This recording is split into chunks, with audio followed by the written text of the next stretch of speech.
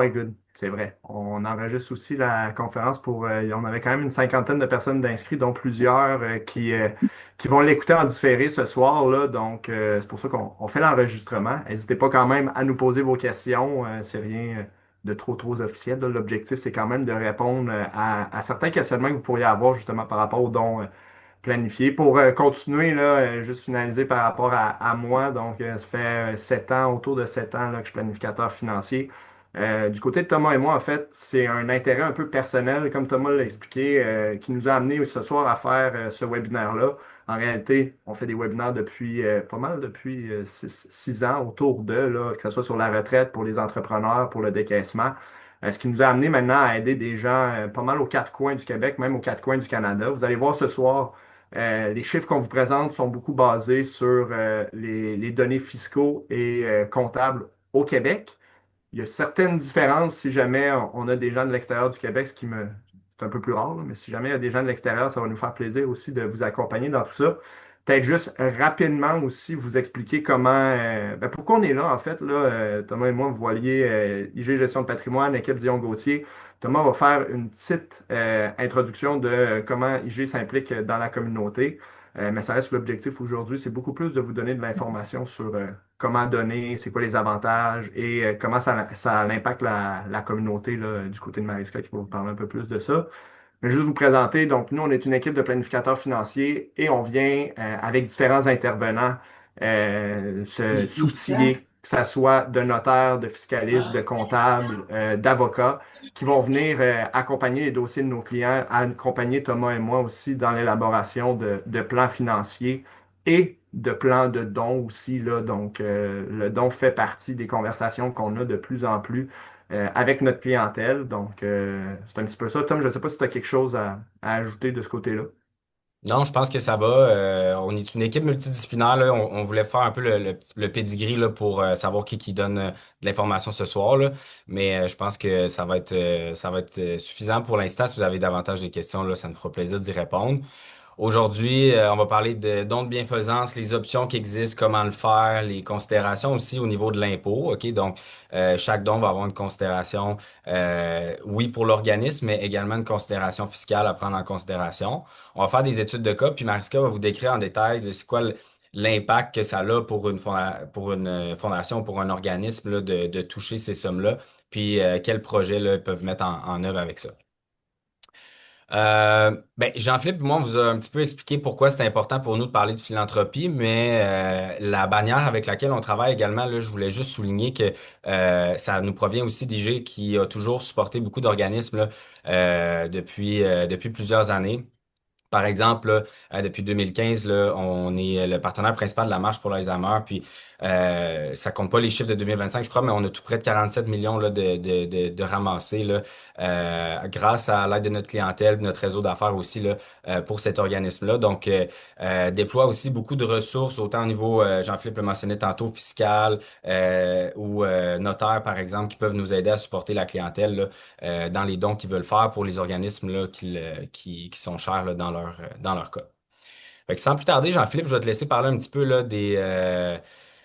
du début. Là, quand on parle de dons ou de donner un montant, ben, c'est quoi un peu là, la réflexion qu'on doit avoir, puis un peu là, l'impact que ça devrait avoir.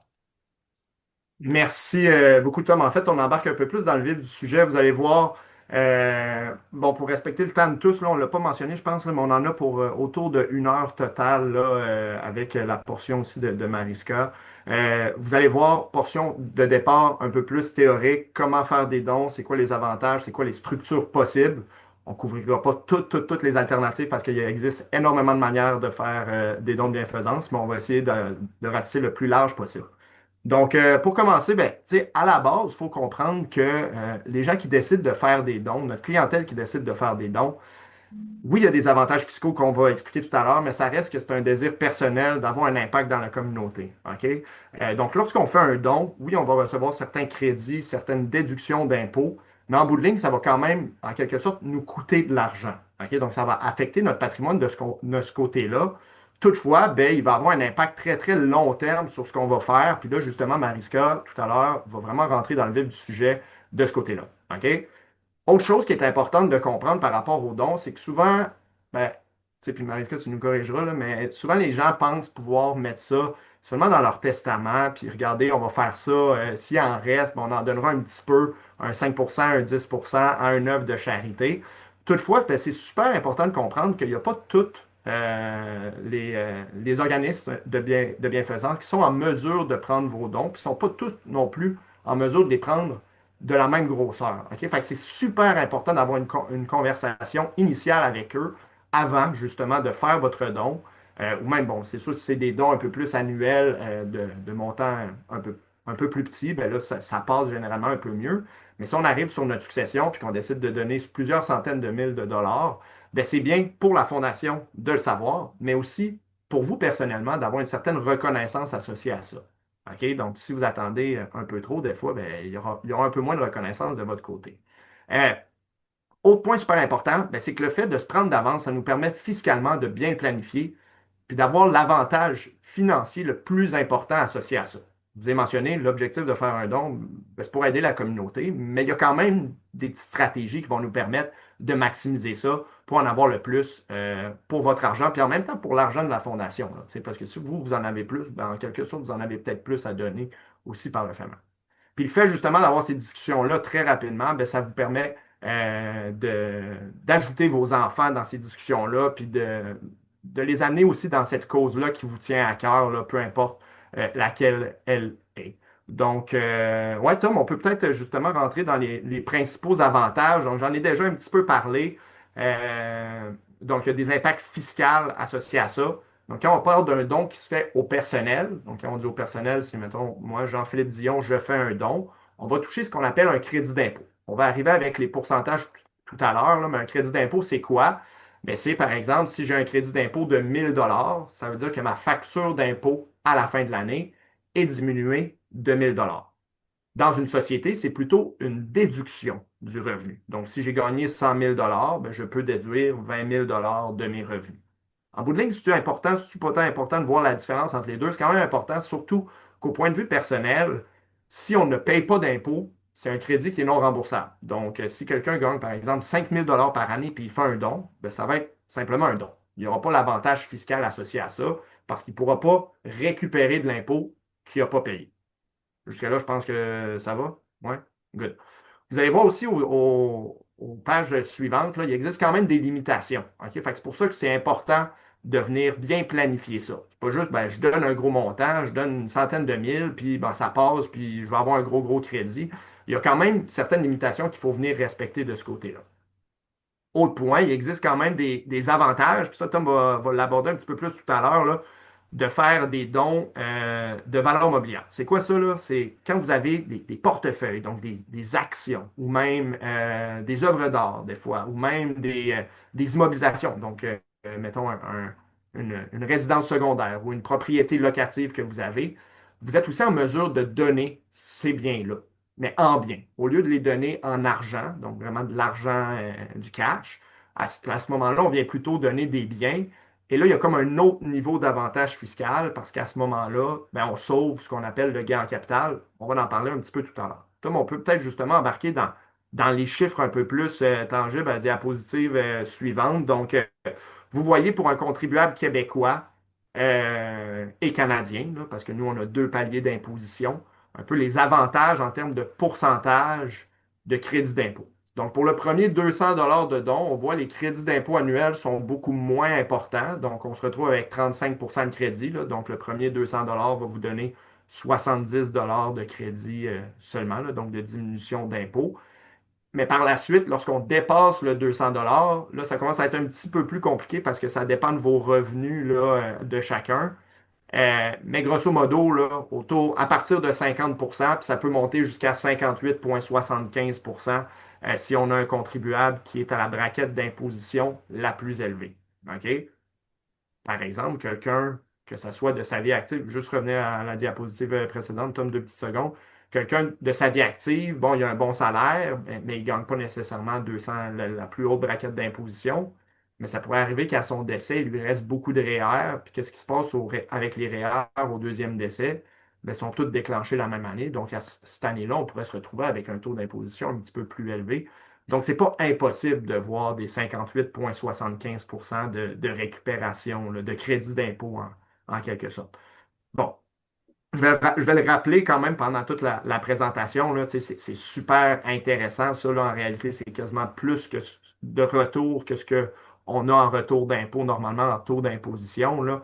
Mais ça reste qu'à la base, ben, il faut commencer ces réflexions-là puis ces discussions-là avec différents organismes de bienfaisance autour de vous pour voir ben, avec qui vous voudriez commencer à donner.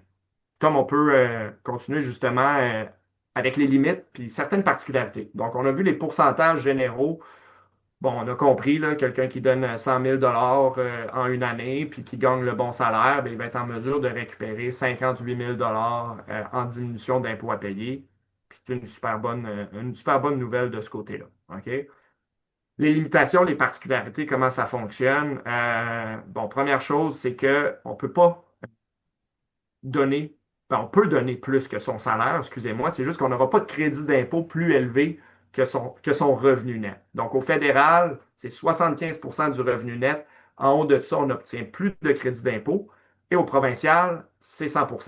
Si on gagne 100 000 puis qu'on en donne 300 000, on ne pourra pas passer toute la même année le 300 000 de dons qu'on a fait. Ça ne veut pas dire qu'il ne faut pas en donner 300 000 parce qu'il existe quand même, je vous amène directement au bas de l'écran, là, ils sont comme un peu inversés, là, mais il existe quand même un report possible sur 5 ans, ce qui va nous permettre, justement, si on fait un don qui est plus élevé que notre salaire, de venir séparer le montant jusqu'à 5 ans suivant l'année du don. OK? Fait qu'on est capable d'étaler ça le plus possible. C'est sûr qu'on le veut le plus rapidement possible, là, parce que dans le meilleur des mondes, on a le plus d'argent possible en termes de crédit. Mais on est en mesure aussi de l'étaler si on n'a pas les revenus suffisants là, en raison des deux premières règles qu'on avait, là, soit le 100% puis le 75%. En cas de décès, ben là, on ne peut pas vraiment le reporter 5 ans plus tard. Il ne reste plus cinq déclarations d'impôt à faire, mais on a quand même la possibilité de venir faire une rétroaction. Donc, venir l'année d'avant, donc notre rapport d'impôt, notre avant-dernier rapport d'impôt, en réalité, de venir passer des déductions aussi à ce moment-là. Puis c'est là, justement, que ça devient super important de bien planifier ses dons. Parce que là, on voit, on a seulement 2 ans, puis finalement, des fois, on se retrouve à faire des très, très, très gros dons, plus élevés que nos revenus imposables. C'est pas grave, là. Tu sais, on est content, on donne de l'argent, mais il y aurait eu moyen, possiblement, de le faire autrement, puis d'en avoir un petit peu plus dans vos poches ou dans les poches de la fondation. Petit point, petite particularité aussi, on voit au milieu de l'écran, là, qui est quand même intéressant. Là. Bon, il existe au Québec seulement, là, un crédit d'impôt additionnel de 25 pour les dons en culture. OK? Ça, en fait, là, c'est des dons de 5 000 à 25 000 par année qui vont nous donner 25 de plus en crédit. Donc, vous comprenez, on a le 58 de tout à l'heure, on ajoute un autre 25. Donc, dans le cas où quelqu'un donnerait un 10 000 que ce soit à un musée ou à un organisme ou à un organisme d'œuvres d'art, mettons, qui est reconnu. Puis encore là, c'est super important parce qu'il n'y a pas tous les musées, mettons, qui sont reconnus. Là. Fait que faites attention avant de partir avec ça. Puis donnez à tous les artistes que vous connaissez. Là. C'est pas comme ça que ça fonctionne exactement. Mais il y a quand même un avantage, justement, que le Québec a mis à notre disposition pour encourager la culture de ce côté-là, mais il y a quand même certaines limitations aussi à mentionner. Juste, j'ajouterais, là, Jean-Philippe, puis on pourra passer à la slide suivante, mais là, on parle toute la portion théorique. Dans un instant, on va le mettre aussi dans des cas pratiques, là, donc pas besoin de retenir l'ensemble des chiffres, là, mais ça va vous donner un petit peu plus disons, un avant-goût des portions études de cas dans un instant. Puis là, vous comprenez aussi que ce que je vous parlais depuis tout à l'heure, Tom va en parler un peu tout à l'heure, là, mais c'était pour des individus et non pas avec des sociétés. OK? Fait que c'est pas avec une compagnie de gestion, là, les dons, les pourcentages que je vous parlais. C'était vraiment à l'individu. Thomas va parler tantôt des avantages de le faire avec une compagnie, justement, là, que ce soit avec votre business en quelque sorte. Il existe principalement 5 manières de planifier des dons de bienfaisance. La plus simple, c'est relativement simple. Là. On trouve un organisme, on donne de l'argent, puis on reçoit un crédit pour don à ce moment-là. On peut aussi faire ce même don de bienfaisance-là, la version simple, dans notre testament. Fait qu'à mon décès, je veux donner 50 000 ou 100 000 dollars. C'est la version la plus simple qui existe. Puis encore, comme je vous disais tout à l'heure, on peut faire un don en bien. Donc, je donne, mettons, tous mes actions de Apple, ou encore, je donne en argent, donc je donne 50 000 dollars. OK? Donc, justement, ben là, je suis comme sauté à la deuxième portion, là, les dons en actions et en valeur cotée en bourse. Thomas va en parler, puis il va faire un exemple un peu plus concret tout à l'heure. Il y a des avantages de faire ça. Donc, c'est vraiment, comme je vous le dis, on a des actions de Apple, on appelle la Fondation de l'Hôtel-Dieu de Québec, puis on dit, de Lévis, excusez-moi, et on dit, est-ce que vous voulez ben, mes actions de Apple? Puis ben, Mariska risque de dire, ben oui, on les veut, vos actions, tu sais, c'est super intéressant, c'est des bonnes actions, puis après ça, les autres vont pouvoir utiliser cet argent-là comme ils le veulent. Euh, Autre point, don de police d'assurance, Je on me fais va souvent en... poser la question, Jean-Philippe, tu sais, qu'est-ce que vous faites avec ça, ces actions-là? Ben, nous, quand on les reçoit, on les vend automatiquement pour pouvoir justement, après ça, les utiliser en liquidité, soit pour des projets ou en attente de projets, puis qu'on a à débourser pour ça. Donc, on va le placer selon notre politique de placement à ce moment-là. Ouais, c'est ça. Je me doutais que vous ne gardiez pas des actions ou des actions des fois très, très risquées, là. Bon, fait que ça, c'est pour les actions. Puis Tom va en parler un peu plus tout à l'heure. Pour ce qui est des polices d'assurance aussi, fait qu'il y a différentes manières de léguer. Que ce soit on lègue la police, que ce soit on met l'organisme de bienfaisance comme bénéficiaire. On en parle tantôt.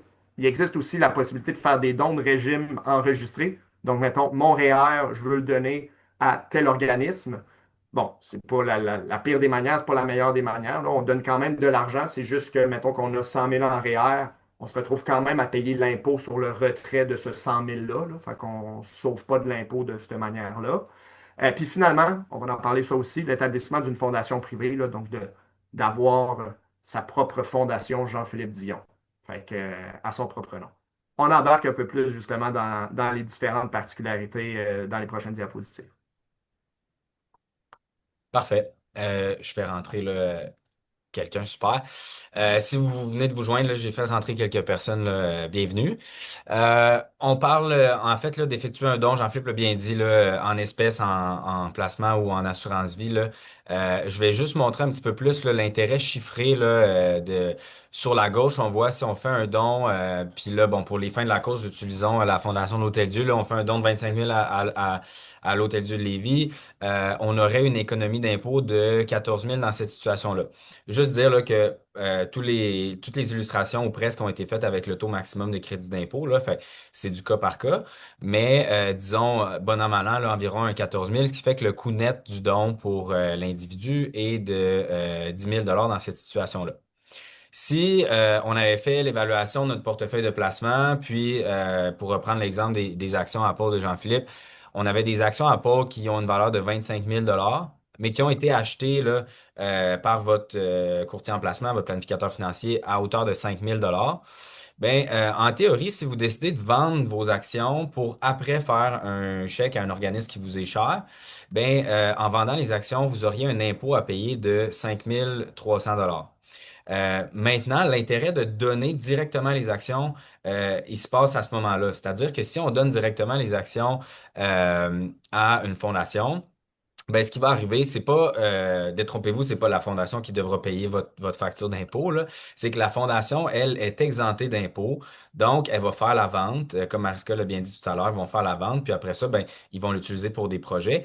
Mais eux n'auront pas cette facture-là d'impôt à payer. Et donc, ça fait en sorte que l'économie d'impôt est de 19 000 dans cette situation-là. Donc, le crédit plus l'impôt qui a été évité. Donc, le coût net du don ici est de 5 000 ainsi, ben, en utilisant la stratégie de droite, on peut comprendre qu'on est capable de donner davantage, là, puis de maximiser un peu l'impact là, de notre démarche là, en l'ayant fait là, en titre.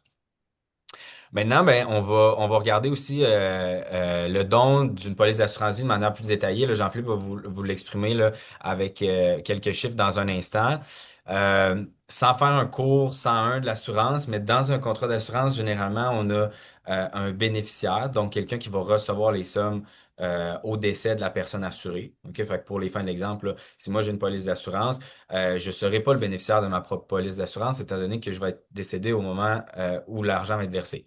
Donc, on peut choisir une fondation, on peut choisir notre succession également à ce moment-là. Puis, on a aussi, en fait, le propriétaire de la police, qui est la personne, dans le fond, qui décide qui est le bénéficiaire et qui généralement paye les primes. Donc, il y a deux approches qu'on peut avoir dans notre contrat d'assurance. On peut le nommer comme bénéficiaire, une fondation, puis on peut également nommer une fondation comme propriétaire et bénéficiaire d'un contrat d'assurance vie, où là, ben, on va payer les primes via des dons qu'on fait à la fondation. Donc, c'est les deux méthodes. Est-ce qu'il y a une méthode qui est meilleure qu'une autre? Ben, ça va vraiment être du cas par cas, ça va dépendre. Ça va dépendre du contrat d'assurance, ça va dépendre de votre âge, de votre état de santé. Mais Jean-Philippe va vous exprimer en chiffres un petit peu comment ça fonctionne si on a nommé l'organisme comme étant bénéficiaire de la police ou comme étant propriétaire. Puis dans les deux cas, je vais réitérer un petit peu ce que Mariska disait tout à l'heure. Si jamais vous mettez en place une stratégie là, d'assurance, si vous nommez une fondation comme étant bénéficiaire, ben, n'hésitez pas à le mentionner à la fondation qu'elle est bénéficiaire de votre police d'assurance. Comme ça, ben, elle pourra vous faire part un peu des projets qui vont arriver là, avec cet argent-là. Puis vous pourrez un peu là, avoir une idée de l'impact de votre don, de votre vivant, puis pas seulement euh, au décès. Ben aussi, c'est qu'on va pouvoir vous dire merci de vive voix, là. C'est surtout ça qui est le plus intéressant pour nous, pouvoir vous dire merci, savoir connaître votre histoire, savoir pourquoi vous avez décidé de choisir cet organisme-là. C'est toujours le fun de pouvoir échanger là-dessus, puis de voir la générosité des gens, d'où ça provient, puis pourquoi, puis connaître tout ça, c'est un bel échange. Fait que, laissez-nous ce bonheur-là de pouvoir vous dire merci à vous autres plutôt qu'à votre liquidateur. Super. Ben oui, puis par rapport à la première version qui est possible, comme l'a mentionné, là, tu sais, c'est super intéressant d'avoir la discussion justement avec l'organisme auquel vous allez donner. Mais la première version, c'est peut-être celle qui vous donne justement le moins d'engagement. OK? Parce qu'en nommant comme bénéficiaire une œuvre, peu importe, là, une œuvre de bienfaisance et tout ça, euh, vous vous retrouvez en réalité à pouvoir changer ce bénéficiaire-là si jamais vous le désirez. OK? Parce qu'en réalité, le crédit pour don va être émis seulement à votre décès. Donc, ce qui se passe dans l'exemple que vous avez ici, vous avez un couple de 60 ans, ils ont une assurance qui va leur coûter 40 000 pendant leur vie et il y a un capital d'essai de 100 000.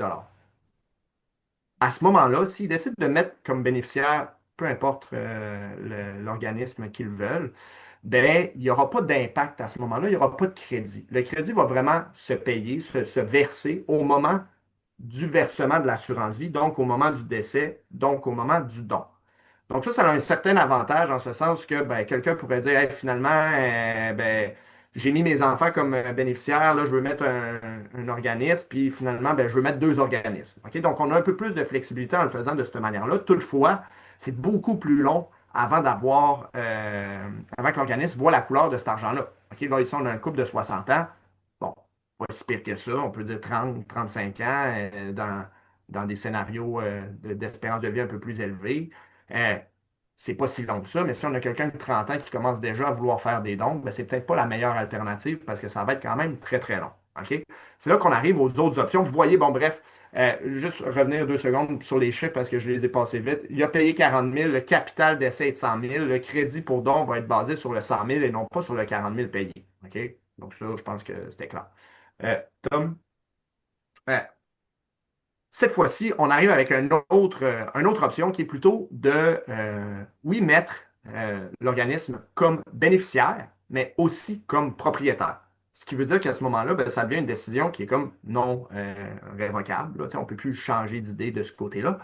Mais fiscalement, ça devient quand même avantageux parce en termes de crédit d'impôt, on en profite dès maintenant. OK? On est déjà un donateur, on a déjà donné, et non pas seulement comme bénéficiaire dans notre police d'assurance, on donne aussi le contrat à l'organisme. Donc, cette fois-ci, on a un homme de 40 ans, justement plus jeune, bon, OK, ça peut avoir du sens, non-fumeur, encore en bonne santé. Cette fois-ci, il décide de prendre un nouveau contrat d'assurance vie qui va lui coûter 4 000 $ par année pendant 10 ans.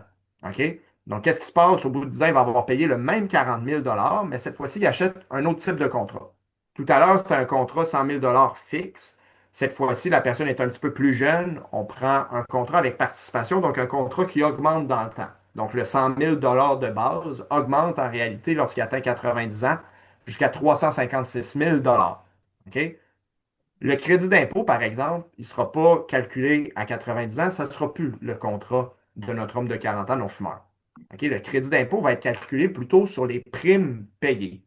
Donc, il donne le contrat et à chaque année, il va payer les primes à l'organisme qui va par la suite payer l'assureur et va obtenir des crédits d'impôt chaque année de 58 du 4 000 $, donc de 2 300 $ par année, que vous voyez à la droite. Sur ces 10 années-là, il va recevoir un crédit d'impôt total de 23 500 $. OK? Bon, c'est quand même un plus petit chiffre qu'on avait tout à l'heure. Toutefois, ce qui est important de mentionner, c'est que l'argent dans le temps, lui, il a déjà cet argent-là. Il ne l'aura pas dans 50 ans. Là. Il a déjà son 23 000 $ de crédit d'impôt. Donc, fiscalement, si on indexe cet argent-là, ça devient quand même avantageux d'avoir choisi cette option-là. Puis, je vous amènerai à un autre niveau. On vient combiner deux options.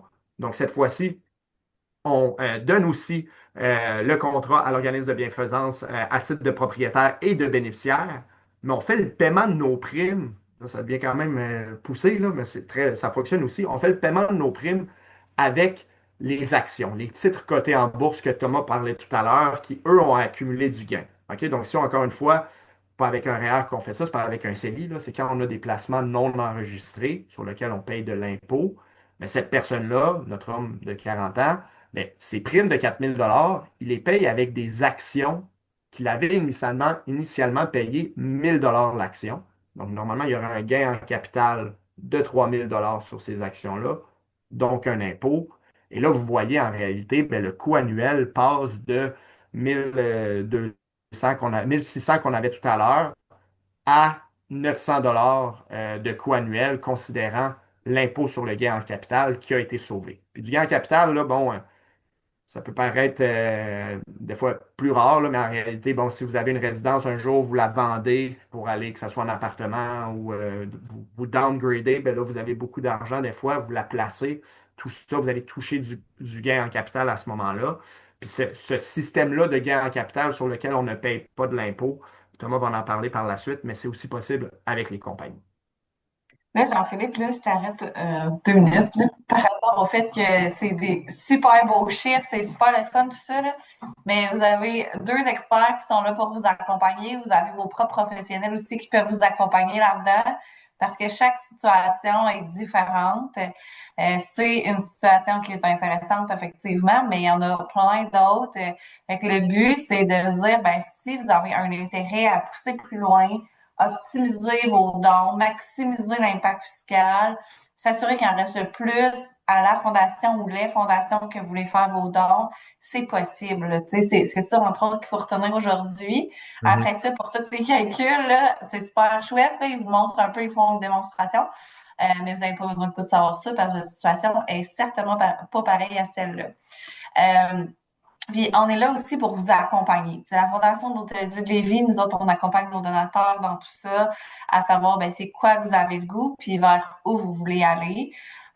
C'est pas toutes les fondations qui acceptent les différents types de dons aussi. De là que c'est important de valider auprès de la fondation ou les fondations auxquelles vous voulez faire le don là, avant de commencer une grosse planification philanthropique. Là. Fait que voilà, je vous laisse continuer. Non, c'est super. Puis ça m'apporte au prochain point, Mariska aussi. Des fois, tu sais, on... une police d'assurance vie, il faut être assurable là, pour prendre ce genre de produit-là. Fait que quand on parle de faire du cas par cas, des fois, c'est plus le cas, là. Tu sais, des fois, on est, on est plus assurable. C'est pas toujours la meilleure stratégie. D'où j'arrive à cette section-là où des fois, ben, on fait notre plan financier avec notre professionnel, puis là, on se dit, bon, ben, OK, la retraite est correcte, la succession va bien, puis j'ai un contrat d'assurance vie qui va verser un 100 000, mais tout le monde est bien, je veux dire, protégé là, dans la succession. On n'a pas nécessairement besoin de ce montant supplémentaire-là. Puis il y a une valeur, ce contrat-là, bien souvent, qu'on appelle une valeur de rachat. ben, c'est possible des fois d'étudier cette possibilité-là, de donner un contrat existant à une société. Puis là, ben, à l'aide là, de nos experts et des experts qui entourent les différents organismes, on va être capable d'évaluer la valeur du contrat en date d'aujourd'hui, puis de le comptabiliser comme un don. Fait qu'au lieu de racheter le contrat, puis des fois provoquer de l'impôt par ce rachat-là, ou de racheter le contrat, puis de pas trop savoir quoi faire avec cette liquidité-là, ben, on peut le donner parce que ce contrat-là d'assurance qui a été pris il y a quelques années, puis qui répond peut-être plus aux besoins, mais aujourd'hui a une valeur, puis peut être donné à un organisme, là, absolument.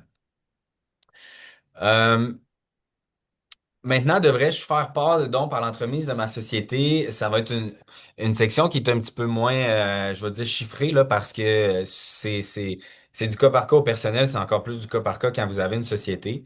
Mais Jean-Philippe l'a mentionné tantôt, si on fait un don de notre société, le don, c'est une déduction d'impôt. Mais c'est pas toutes les sociétés qui ont le même taux d'imposition. OK, généralement, au Québec, il en existe trois, le palier d'imposition. Donc, vraiment, ce qui va être à réfléchir avec un professionnel, c'est de voir, ben, c'est le don, si je le fais via ma société, euh, c'est quoi l'impact aussi comparativement à mon taux d'imposition personnel. OK? Donc, de cette manière-là, vous pouvez voir, ben, est-ce que je pourrais maximiser mon don mieux dans la société ou au personnel? Aussi, ben, c'est important de savoir, ben, les sommes sont où, tu sais, puis comment vous voulez que le don soit inscrit avec l'organisme. Si pour vous, c'est important que votre entreprise elle soit soulignée auprès d'un organisme de bienfaisance, ben, des fois, le côté mathématique, il peut, en bon français, dire prendre le bord, là. Fait qu'on peut le faire quand même là, via la société ou via le personnel, mais c'est toutes des choses qui peuvent être réfléchies. Dans la société également, quand on fait un don, ben, il y a un impact sur ce qu'on appelle le CDC qui ne sera pas beaucoup discuté, là, mais qui est un compte qui nous permet, ben, en fait, disons, un compte fiscal qui nous permet là, de retirer de l'argent à l'abri de l'impôt de la société. OK? Donc, ça a beaucoup d'impact de faire un don via une société. Fait que ce qui est à retenir, c'est de faire l'étude si on a une compagnie de gestion, société de portefeuille ou même une compagnie opérante, de voir ben, de quelle manière je le fais. Est-ce que je le fais au personnel, est-ce que je le fais via ma société?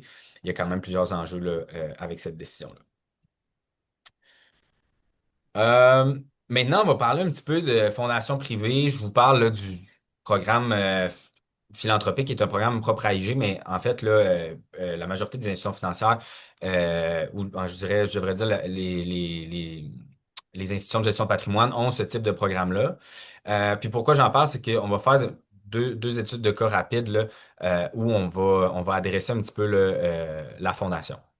Donc, la fondation privée, en fait, des fois, on peut se dire, ben, créer une fondation, ça veut dire, si je veux une fondation à mon nom, ça va être un don de plusieurs millions de dollars, là, mais généralement, il y a manière de l'avoir de manière assez, nous, on structure de manière assez, disons, facile pour la clientèle.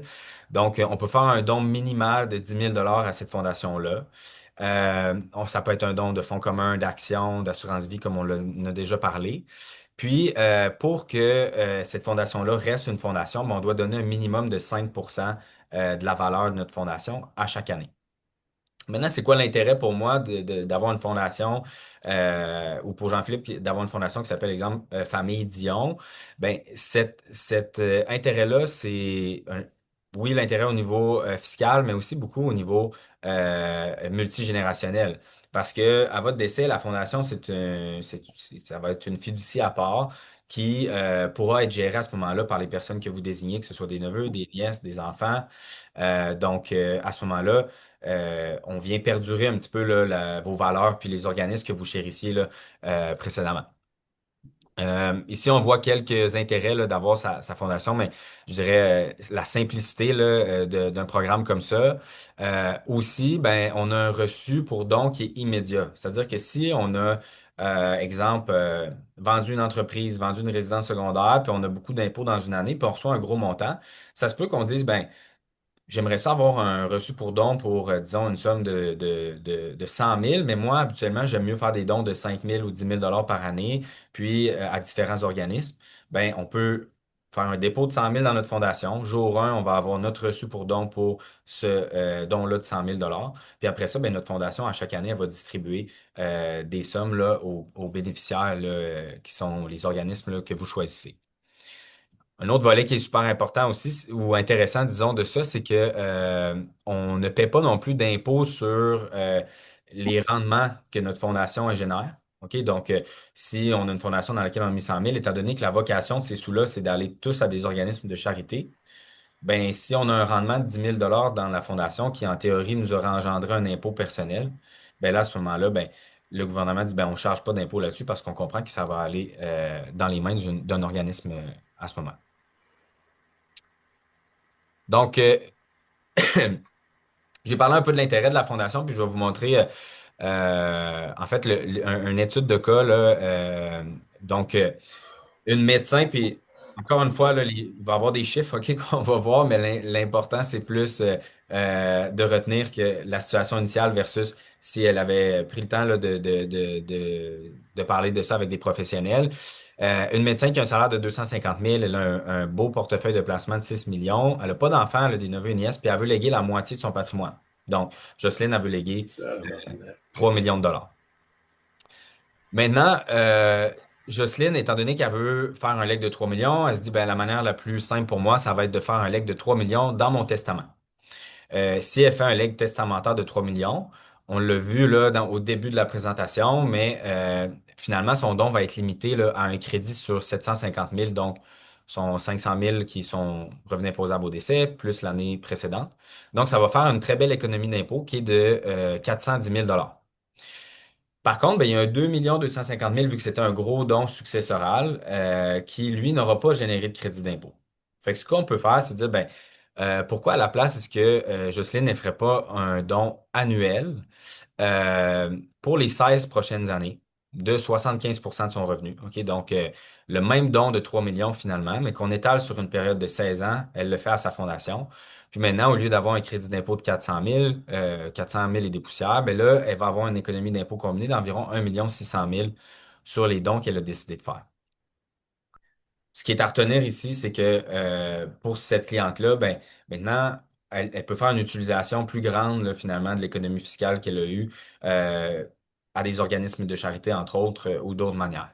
Fait que c'est super intéressant de s'attarder là, des fois à la manière dont on veut le faire, puis aussi la séquence là, dans laquelle on peut le faire. Dans ce cas-ci, on avait parlé soit d'une fondation ou encore elle peut le donner directement à l'organisme, là. Les deux situations peuvent se faire. Encore une fois, c'est du cas par cas, là, dépendamment là, de la situation de chacun. Vous comprenez aussi, tu sais, si on diminue les montants, on diminue les revenus en même temps, ben, l'impact se fait quand même, là, tu sais, de répartir ça sur plusieurs années au lieu de le garder tout pour l'année Mhm. du décès, là. C'est quelque chose on voit, tu sais, généralement là, de quelqu'un qui dit, bon, ben, je veux faire un bon don au décès, mais des fois, on peut considérer des fois de le faire du vivant si on le fait de la bonne manière, sans impacter là, du tout là, le niveau de vie ou le niveau de retraite, là. Puis pour Jocelyne, ben, on avait considéré là, le faire par la compagnie, puis on l'avait pas fait par la compagnie dans cette situation-là parce que sa société, elle avait un petit taux d'imposition, elle avait un bon taux d'imposition personnelle.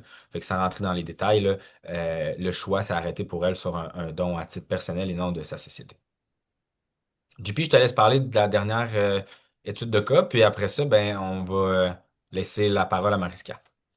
Yes, donc merci Tom. Le dernier droit, le dernier exemple, cette fois-ci, on a Louise, veuve de 65 ans, qui a des enfants et qui veut faire, qui fait déjà en fait des dons de 15 000 par année. OK? Donc c'est déjà ça son habitude. Encore une fois, prenez des chiffres plus gros, plus petits, là, il y a pas de problème de ce côté-là. L'impact va se faire quand même. Son revenu annuel actuellement, elle travaille encore et elle a des revenus en plus de retraite. Elle gagne 160 000 par année, mais elle vit seulement avec 50 000 par année. OK? Donc, l'objectif, c'est pas de vous dire que, on ne fait pas un plan de retraite complet, mais c'est juste de vous dire qu'elle a plus d'argent qu'elle n'en aurait réellement besoin. Donc, ça l'amène justement déjà, en plus du 15 000 qu'elle a, à avoir des réflexions sur qu'est-ce qu'elle pourrait faire avec son patrimoine. OK? L'autre point, la dernière particularité, c'est pas, ça rend l'exemple très fonctionnel, là, mais en réalité, bon, encore une fois, c'est du cas par cas. Mais elle a un portefeuille de placement dans lequel il y a 250 000 de gains en capital. Donc, elle a investi 50 000 il y a énormément longtemps. Elle est rendue à 300 000. Et ce portefeuille-là seraient prêts à être modifiés parce que c'est des anciens titres. Bref, c'est du cas par cas, mais il faut vous montrer des exemples quand même concrets de ce côté-là. Donc, Tom, si on n'a aucune stratégie de ce côté-là et qu'elle décide simplement de continuer ses dons pendant les 15 prochaines années, elle va avoir donné 300 000 super bien. Elle va avoir eu des crédits d'impôt annuels de 8 800 pour un total de 164 000. Toutefois, ben, son portefeuille était à refaire. Donc, elle va avoir un impact sur le gain en capital de son portefeuille de 62 500 Là, vous allez me dire, c'est un exemple quand même, c'est très précis, mais ça arrive. Là. On rencontre énormément de personnes qui ont accumulé des gains depuis des dizaines et des dizaines d'années, puis on regarde ça, puis bon, qu'est-ce qu'on fait? OK, on va essayer d'étaler ça le plus possible. Mais finalement, d'en donner un petit peu est quand même une belle alternative de ce côté-là. Donc, finalement, on est Louise, si on ne fait rien, elle se retrouve avec un avantage fiscal là, de son don de 101 000 Bon, on vient avec l'exemple que Thomas a parlé tout à l'heure aussi, là, la Fondation Famille Dubé. OK? Donc, Louise, elle décide de s'ouvrir une fondation. Qu'est-ce qu'elle fait avec ça? On l'a dit tout à l'heure, elle n'avait pas besoin de tout son argent. Elle a plus d'argent qu'elle en a besoin sur une base déjà annuelle. Mais ce qu'on amène Louise à faire à la place, c'est qu'elle va prendre le 300 000 qu'elle avait dans ses placements et elle le transfère dans sa fondation. Louise, elle ne voulait pas donner 300 000 d'un coup. Elle veut le faire sur une base annuelle, puis avec, comme je vous disais, différents organismes à chaque année. En faisant ça, en mettant le 300 000 d'un coup dans sa fondation, bien, elle touche dès le départ le crédit d'impôt. Bon, il va être tellement élevé, Tom, si tu appuies deux fois, là, 2 petites secondes, yes. Il va être tellement élevé le crédit d'impôt qu'il va falloir le séparer sur plusieurs années, mais quand même, beaucoup plus rapidement que sur 20 ans. Et en plus, elle n'aura pas le 62 500 de gains en capital imposables à payer. Qu'est-ce qu'elle fait avec ça? Elle a la Fondation Famille Dubé, elle commence à discuter avec ses enfants, elle a des belles conversations familiales là-dessus, ce qui l'amène à intégrer toute la famille dans le projet. Et sur une base annuelle, elle va continuer avec son 5 de don. Donc, elle continue à faire son don de 15 000 par année. Ça ne change pas du tout. C'est le même 15 000. Mais c'est quoi l'avantage? Ben, le gros avantage, c'est qu'elle a eu un plus gros crédit dès le départ, mais aussi toute la croissance future de son portefeuille de 300 000 elle va se faire aussi à l'abri de l'impôt parce que maintenant, elle est dans une fondation Famille Dubé. Puis en plus, ben, elle peut perdurer dans le temps, là, donc elle a impliqué ses enfants dans tout ça. OK, donc, quand même un cas particulier, là, je veux dire, là, mais l'objectif, c'était que bon, Louise, au lieu de le faire sur plusieurs années, elle décide de le faire en un coup, mettre ça dans une fondation, et finalement, elle se retrouve quand même à faire ses dons sur plusieurs années, mais à avoir l'avantage fiscal un petit peu plus rapidement. Tom, je ne sais pas si tu avais d'autres choses à rajouter sur cet exemple-là, mais je pense que, bon, encore une fois, il y avait le 5 minimum qu'il faut verser, là, donc ça n'a pas changé de ce côté-là. Puis au net, là, elle se retrouve quand même avec une économie d'impôt sur les portefeuilles de placement. Puis en plus, par rapport à l'autre situation de tout à l'heure, elle se retrouve avec un 164 000, donc le même 164 000 de crédit d'impôt, mais cette fois-ci, elle n'a pas le gain en capital à payer. Fait que, Moi, j'ajouterais, Jean-Philippe, que tu sais, dans cette situation-là, ça lui permet simplement de pouvoir donner plus, tu sais, parce que tous les avantages fiscaux Mhm. qui sont dans la fondation, qui permettent d'accumuler plus de sommes libres d'impôts, permettent d'accumuler des plus grandes sommes, donc permet de pouvoir avoir un impact plus grand auprès des fondations de sa région. D'abord, Donc, ouais. voilà. ben, c'est ça, tu sais, simplement, cet argent-là est investi, elle ne paye pas d'impôts. Vous pouvez comprendre, son 300 000, elle fait 5 par année, elle n'en donne. Fait que finalement, son 300 000, il va rester très longtemps dans le temps, puis pour des générations et des générations possiblement, là. Fait que, effectivement. Fait que là, ben, pour tout le monde qui est un petit peu qui est un petit peu étourdi par les chiffres, là, je vous rassure, c'est la fin là, de la portion plus mathématique.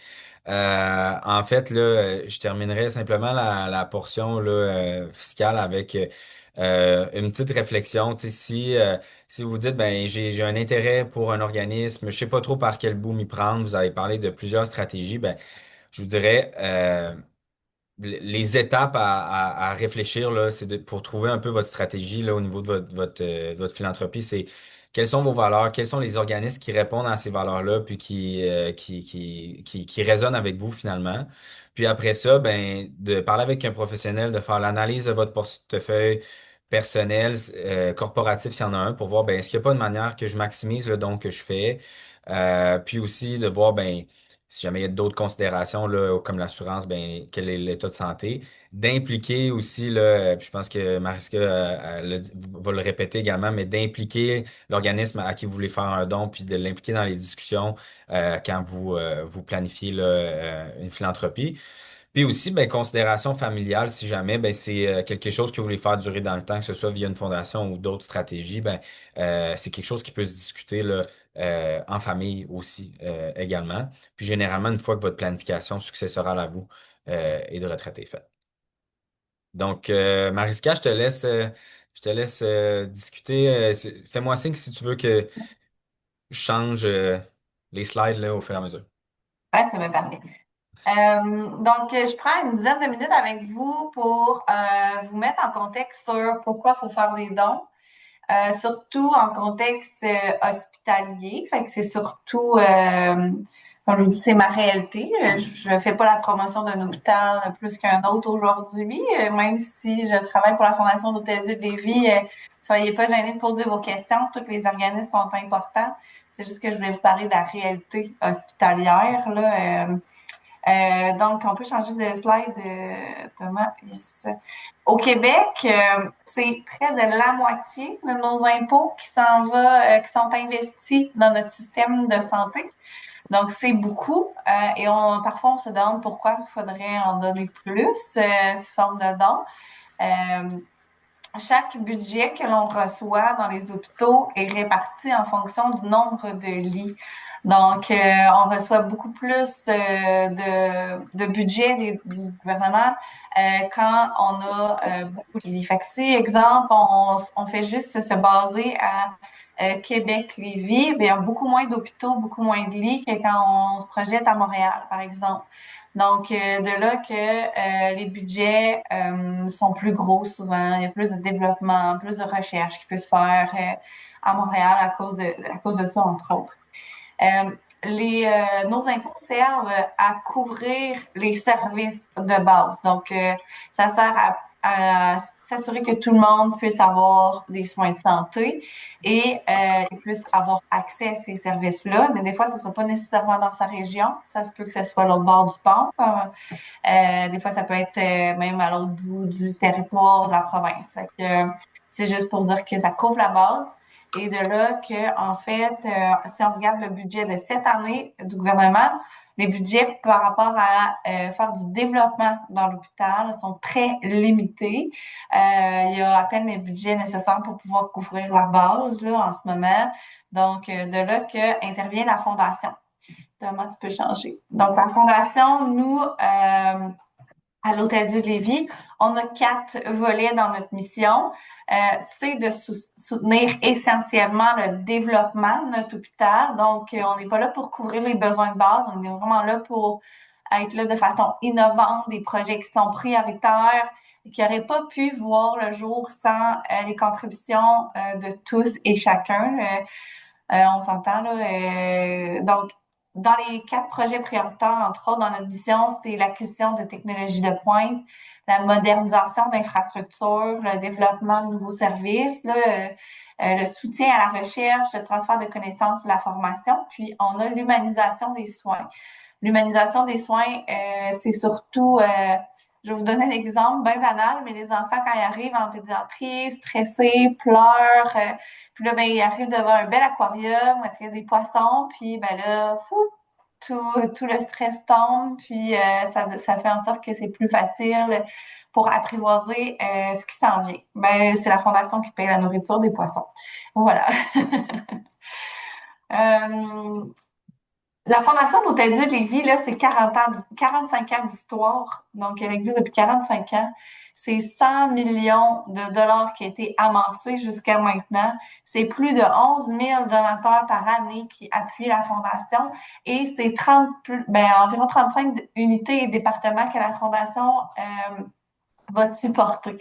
On a aussi l'ajout, parce qu'on parle de ça aujourd'hui, c'est 10,2 millions de dollars que les gens nous ont promis au moment de leur décès, donc au moment de leur départ en engagement de legs. Et sachez que plus ce montant-là va être élevé, plus on va pouvoir, en tant que fondation, dire, OK, parfait, on se lance dans un plus gros projet. Oui, on peut être là pour notre hôpital parce qu'on va le voir venir à l'avance, on va pouvoir se projeter puis se dire, ben, OK, oui, on peut être là pour tel type de projet prioritaire parce qu'on a de l'argent en avant de nous, on le sait que on peut être solide.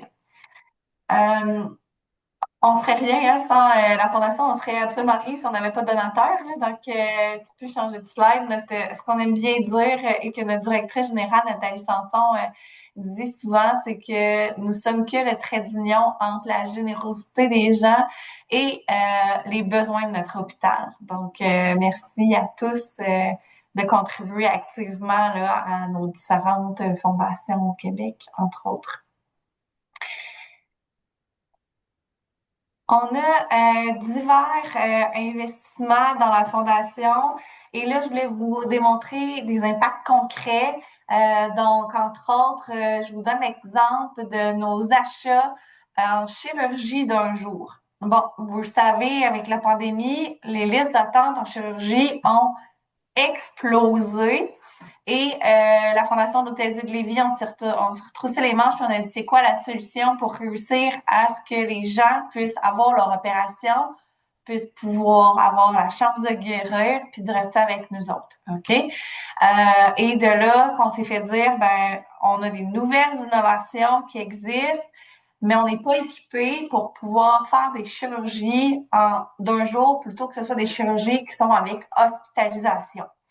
Je vous donne un exemple là, concret. C'est exemple quelqu'un qui se faisait faire une hystérectomie, qui se fait retirer l'utérus, avait à être hospitalisé après son opération. Donc, pour pouvoir faire la chirurgie, on doit absolument attendre d'avoir des lits qui se libèrent dans l'hôpital. Bon, COVID étant, il n'y avait pas de lit dans l'hôpital. Fait que c'est pour ça que les chirurgies attendaient parce qu'on ne pouvait pas, en fait, hospitaliser les patients par la suite. Et maintenant, ce type d'intervention-là se fait sous forme de chirurgie d'un jour parce que la Fondation, on investit dans des nouvelles technologies, des nouveaux outils qui permettent d'être plus sécuritaires, plus précis et moins invasifs. Donc, les gens se remettent sur pied plus rapidement. Ça permet de réduire les temps d'attente de nos listes d'attente. Ça fait en sorte que les gens augmentent leurs chances de guérison et ça diminue aussi les risques d'infection. Là. Une des choses qu'on a achetées, c'est quand, au lieu de couper avec un bistouri, puis de faire tout ce qu'il y en a et de recoudre, ben là, c'est quand ça coupe, ça cauterise au fur et à mesure. Donc, il n'y a pas d'air, il n'y a pas d'infection. Ça diminue les risques d'infection. Fait que c'est un exemple là, parmi tant d'autres, mais c'est simplement pour vous dire que c'est ça la différence entre les besoins de base, puis l'innovation et le développement que l'hôpital, on investit dans l'hôpital. Ça réduit aussi le temps de convalescence, hein, parce que mine de rien, une hystérectomie avec hospitalisation, c'est 3 mois de convalescence versus maintenant, c'est à peine 2 semaines. Donc, les gens sont de retour au boulot après 2 semaines. Fait que ça aussi, avec notre fameux taux de chômage, etc., ça peut aider la pénurie de main-d'œuvre. Un autre bon point, c'est que ça attire les spécialistes et ça permet de retenir les spécialistes en région. Parce que ben, quand ils arrivent avec leurs fellows, leurs études supérieures, puis qui ont toujours travaillé avec ce genre d'outils-là, puis qu'on leur dit, ah, finalement, non, nous, on est dans la vieille méthode, on le fait à l'aveugle. Puis, ben, les patients, ben, il y en a qui guérissent pas ou que c'est plus évasif, etc. Ben, c'est sûr que pour un médecin qui veut que ses patients guérissent, ben, c'est moins sexy. Donc, ça nous aide aussi là, à pouvoir avoir les spécialistes en région aussi. Voilà. J'ai vu une question. Oui. Ben, je peux la lire si tu veux. Là. Ça disait, avez-vous une liste d'organismes auxquels il est possible de faire un don selon le montant de ce dernier? Euh, Ben, j'ai envie de dire que la question, peut-être, puis Marcia, tu me corrigeras, là, mais peut-être qu'elle pourrait être prise à l'inverse, c'est-à-dire, par exemple, qu'on parle d'un don en espèces, la majorité des organismes vont le prendre. Là. Mais peut-être vous, qu'est-ce qui vous intéresse, tu sais, qu'est-ce qui vous est cher, puis soit tu sais, pensez à quel organisme peut vous aider ou que vous voudriez appuyer ou une minorité que vous voulez défendre, peu importe là, quel est le, disons, l'impact que vous voulez faire avec ce don-là. Toutes les causes sont bonnes, hein, tu sais, c'est pour ça qu'ils existent. Fait que c'est dur de dire est-ce qu'on a une liste ou quoi que ce soit. Il y a l'Agence du revenu du Canada qui a en fait un registre, là, fait que vous pouvez vous tourner vers là. Mais tu sais, allez-y avec vos propres intérêts aussi, là, c'est ce qui est important. Bon, là, je voulais vous parler de la culture philanthropique, comme quoi ça se cultive. Au Québec, on y arrive. En tant que francophone, on est encore dans les balbutiements, j'en ai encore, parce que moi, je parle avec beaucoup de donateurs, j'en ai encore qui savent même pas que le don par testament existe. Puis peut-être que pour vous, vous pensiez pas non plus que ça existait avant la présentation d'aujourd'hui. Ceci étant dit, pourquoi je vous parle de ça, c'est qu'on va se comparer à nos voisins américains, entre autres, ou à nos voisins ontariens. Est-ce que c'est une culture qui est anglophone? Est-ce que c'est la philanthropie est vraiment bien ancrée dans leurs mœurs et coutumes? Donc, les gens pensent d'emblée, quand ils font leur testament, à léguer un pourcentage de leur patrimoine à leur hôpital, à leur église, puis à leur école. Ce qui fait en sorte que les gens profitent pleinement de leurs avoirs tout au long de leur vie. Puis au moment de leur départ, ils laissent des sommes considérables aux organismes de préférence. Là. Mais tu sais, là, je vous ai nommé les trois grands créneaux, mais il y en a d'autres aussi. Mais ceci dit, ça fait en sorte que, oui, effectivement, ils payent moins d'impôts. Sauf que le patrimoine versé aux organismes est plus important à ce moment-là. Fait que si vous voulez payer moins d'impôts, pensez à inverser la roue. C'est un peu le message du commanditaire, mais bon, voilà. Fait que je voulais vous expliquer un peu la culture philanthropique, comme quoi ça se cultive. Vous avez rendez-vous avec l'avenir. C'est ce qu'on vous promet, en fait, quand on parle de dons, de planification de dons pour le futur. C'est que votre histoire ne s'arrête pas là. Même après votre départ, vous serez encore présent pour les causes qui auront fait une différence dans votre vie. Je vous parlais d'histoire tantôt. J'en ai ils donnent parce que leur petit-enfant, leur petite fille a été sauvée par rapport à la recherche. J'en ai qui ont réussi à avoir des enfants par rapport aussi à la recherche. J'en ai qui, en fait, ont réussi à avoir une deuxième carrière puis une deuxième vie, comme ils me disent bien souvent, parce que ils ont guéri complètement de leur cancer entre autres avec des traitements qui n'existaient pas avant puis qui maintenant existent. Donc, là, je vous parle au niveau de la santé, mais au niveau dans tous les cas, c'est juste de dire que quand vous décidez de faire un don pour le futur au moment de votre départ, sachez que votre histoire, c'est pas la fin au moment de votre départ et c'est un nouveau chapitre que vous écrivez avec plusieurs personnes que vous partagez. Je laisse le mot de la fin parce que j'ai beau vous dire qu'est-ce qu'il y en est. Je suis une petite donatrice aussi, je suis une grande philanthrope, mais je trouvais ça important que ce soit des donateurs qui vous fassent le mot de la fin. Donc, ça dure 4 minutes, vidéo super touchante. Je vous remercie. Je suis super accessible. Gênez-vous pas si vous avez des questions, ça me fera vraiment plaisir. Il n'y a aucune gêne non plus à me parler d'autres causes, je vous le dis. Moi, je défends, je démystifie les dons planifiés avec tous et toutes les causes sont bonnes. Puis quand on pense à notre décès, à léguer quelque chose, on n'est jamais touché par un seul organisme dans notre vie. En tout cas, si c'est le cas pour vous, tant mieux, vous avez eu une petite vie tranquille. Mais bref, gênez-vous pas, je suis très accessible. Fait que Thomas, tu vas pouvoir Oui, partir de vidéo, on absolument. aurait autre chose à faire. Euh, je dirais également, là, avant de partir de la vidéo, que ce que Mariska vient de dire, c'est très vrai parce que tous les gens que je connais dans le domaine de la philanthropie connaissent Mariska aussi, là, dans plusieurs autres fondations. Donc, elle travaille en collaboration, peu importe.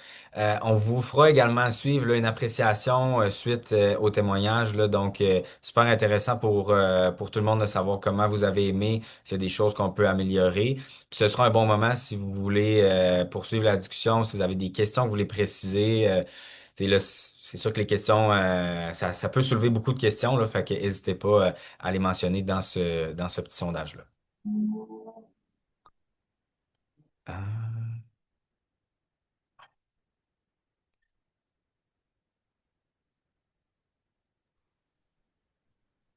En passant aussi, on va rester, pour ceux qui ont des questions aussi à poser plus oralement suite Les deux. à la vidéo, là. Ça va nous faire plaisir de répondre à certaines de vos questions. Parfait. Puis si Mariska Je ou peux je marcher, toi? confirmer quand je vais partager mon écran, si vous me confirmerez que le son est bon. Puis,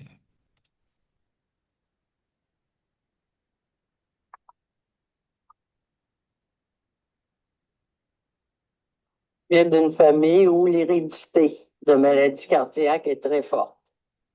En 2016, surprise, une douleur violente dans le thorax avec un gros point, une grosse flèche dans le dos. Quand je suis arrivée à l'hôpital, on m'a dit, Madame, c'est un infarctus que vous avez fait. Je ne m'attendais pas à ça parce que j'étais encore très active. Et puis j'ai été hospitalisée à l'urgence d'abord, puis après ça, ils m'ont monté à l'unité coronarienne du temps. C'était une petite unité, là, une petite chambre. J'ai eu des bons soins quand même, mais c'était même pas de toilette dans la chambre. En tout cas, je ne veux pas dire du mal de ça, parce que j'ai été tellement bien traitée pareil. Fait qu'après ça, ben, j'étais très bien. Mais en 2022, le 21 avril 2022, durant la nuit, une douleur me réveille. J'ai dit, oh non, pas une deuxième. Je me suis emmenée encore à l'hôpital. Puis là, de là, ils m'ont transféré, ben, encore le même processus, hein, l'urgence, les examens, puis après ça, l'unité coronarienne. Mais là, la surprise, c'est passé. C'est tombé beau. Le confort qu'on a de plus, les chambres qui sont belles, l'équipement qui est plus modernisé, puis tout ça. Malheureusement, après 2 jours qu'ils m'ont sorti de là parce que j'allais bien, j'ai dit à l'infirmière, non, je ne veux pas sortir d'ici. Je veux rester, c'est trop beau. Puis là, je le savais, on m'avait dit, l'unité coronarienne maintenant s'appelle l'unité Jean-Claude Blanchet. Ouais, j'ai dit, c'est quelqu'un, M. Blanchet. Je ne savais pas, moi, j'ai dit, c'est qui, M. Blanchet? Ça fait que, ben, ils ont dit, c'est un grand donateur pour la Fondation. Puis il a contribué à ce que l'unité coronarienne soit ce qu'elle est maintenant. J'ai fait de l'angine, puis j'ai déjà eu une angioplastie, une dilatation au cœur. Ça fait 20 ans de ça. Si je peux participer à améliorer encore la technique en cardiologie, bien, j'aimerais ça participer. Et je voulais que ça s'améliore encore. Ma satisfaction, c'était ça, c'était d'aider et puis laisser mon nom là. J'avais la capacité de le faire, et j'ai dit, pourquoi pas le donner tout de suite? Ils vont en bénéficier tout de suite. Puis j'étais dans la rénovation de cette aile de cardiologie-là. J'avais déjà été approchée d'ailleurs par mon planificateur financier qui m'avait dit, Madame Nadeau, peut-être que ça vous intéresserait de savoir que c'est possible de faire un don par testament, puis tout ça. Puis j'ai pensé à ça, puis ça n'a pas été long. J'ai rencontré mon notaire. Puis en tout cas, on a fait la procédure pour que je fasse un don testamentaire. Ça allait de soi que mon argent soit dans cette cause-là. 1 million, c'est un beau montant. Je voulais que mon nom soit souligné, il fallait que ce soit un don important. C'est le plus grand don qu'ils n'ont pas eu d'une personne à la Fondation d'Auto-Lévis. C'est un honneur pour moi. C'est un des grands donateurs. Tu te dis, cet homme-là, là, il a contribué là, largement. Tu sais, il faut l'apprécier, ça. Tu sais. Moi, je me suis dit, si j'avais été capable comme lui, peut-être j'aurais fait la même chose. Mais non, mais c'est vraiment généreux. Ça prend quelqu'un qui a du cœur aussi, hein, pour faire ça. Ça prend quelqu'un qui a de la vision aussi sur l'avenir. Là, c'est accompli. L'unité canadienne est rebâtie. Moi, j'ai une grande satisfaction de ça. C'est toute la société qui en profite avec la Fondation. Des gens comme moi qui peuvent donner à la Fondation, ça aide beaucoup à la société. Et puis, on doit ça quand on a reçu des services semblables. C'est exactement ça, M. Blanchet, vous avez raison. Surtout que ça nous touche tous personnellement, notre santé. Il nous touche tous. Puis quand on en a besoin, on apprécie ce qui a été fait. Parce que oui, vous avez grand cœur, puis vous rendez service en tout cas. Vous avez rendu service à beaucoup de monde, pas juste à moi. Parce qu'il y en a bien du monde qui pense à l'unité coronarienne. Fait que s'il vous plaît, donnez à la Fondation.